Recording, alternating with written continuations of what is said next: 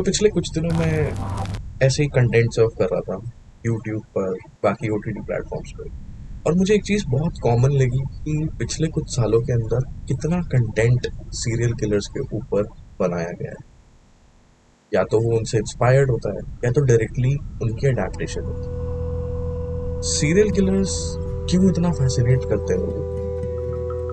मतलब हमें क्या दिलचस्पी है उन लोगों में जो कोल्ड हार्टेडली इतने लोगों का मर्डर कर चुके हैं?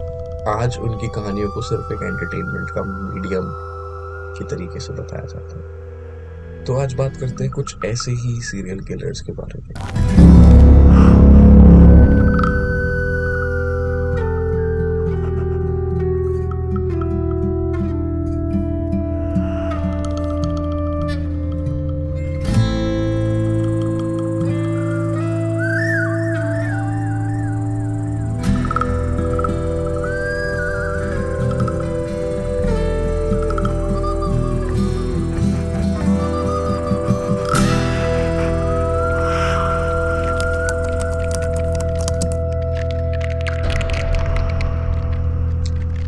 देखो, कोई भी किलिंग हो उसके पीछे जरूर एक मोटिव होता है, और इस मोटिव को बेसिकली 4 रीजंस में कन्वर्ट करा गया है।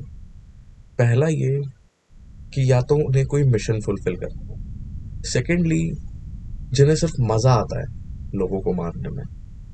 Killers who just find pleasure from killing. For example, इस पे एक मूवी बनी है द अमेरिकन साइको। तीसरे वो लोग होते हैं जो विजनरी मर्डरर्स होते हैं।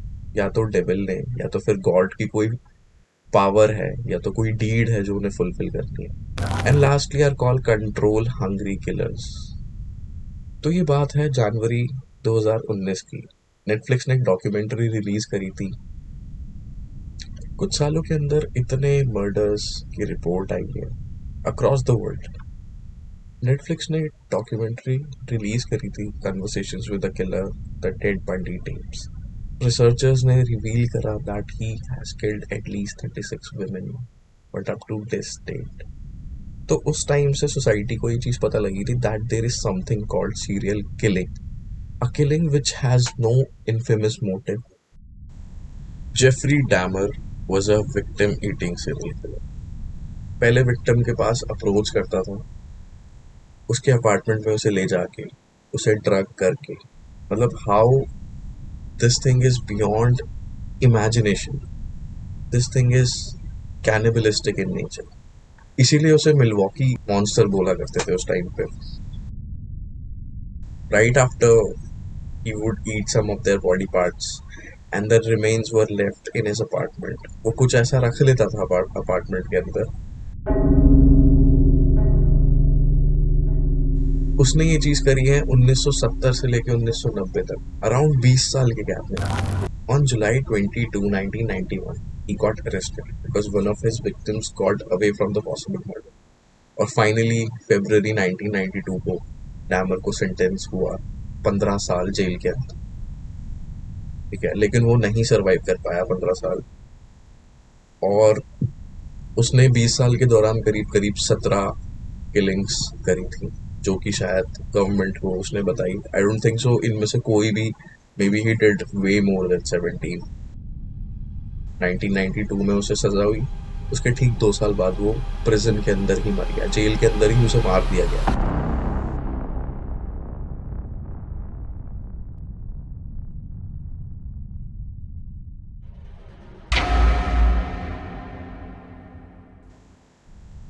1980 से लेके आज तक 2,22,000 ऐसे केसेस हैं जो सॉल्व नहीं हो पाए पूरे यूनाइटेड स्टेट्स के अंदर। 70% of all known serial killer murders come from United states.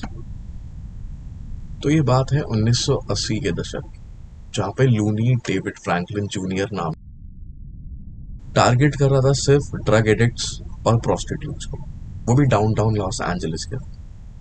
उसे अपना नाम ग्रिम स्लीपर इसलिए दिया गया क्योंकि उसने अचानक से सारे मर्डर करने बंद कर दिए थे एटलीस्ट 10 साल के लिए। And he again begin his killing स्प्री in early 2000s।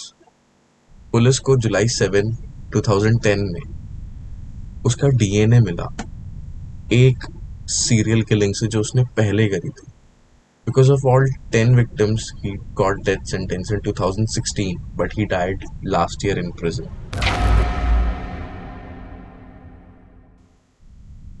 शायद हम इस क्लाउन को बहुत अच्छे से जानते हैं, स्टीफन किंग की एक नॉवल इट, मिस्टर पेनीवाइज।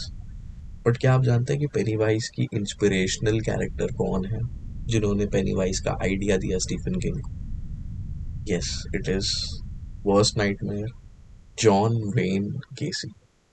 वो एक छोटी सी कंस्ट्रक्शन कंपनी के मालिक थे, बट वो क्या करते थे, बर्थडे पार्टीज में एज अ क्लाउन जाया करते थे साइड जॉब्स के लिए।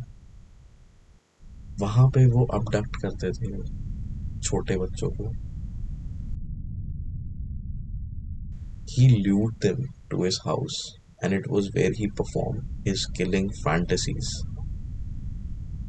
दिसंबर 21, 1970 केसी को अरेस्ट कर लिया गया क्योंकि एक विक्टिम उनके घर में छुप गया था उसे बचने के लिए।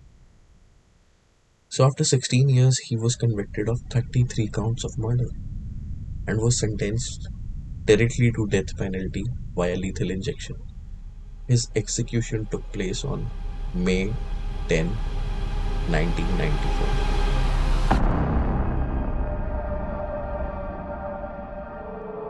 हमें ये बात पता है कि 70% of all known serial killer murders come from United States. So 1970 से लेकर 2000 तक वो जो 30 साल का गैप है जहाँ पे टेक्नोलॉजी इतनी ज़्यादा एडवांस नहीं थी, वहाँ पे सबसे ज़्यादा सीरियल किलिंग्स हुई है।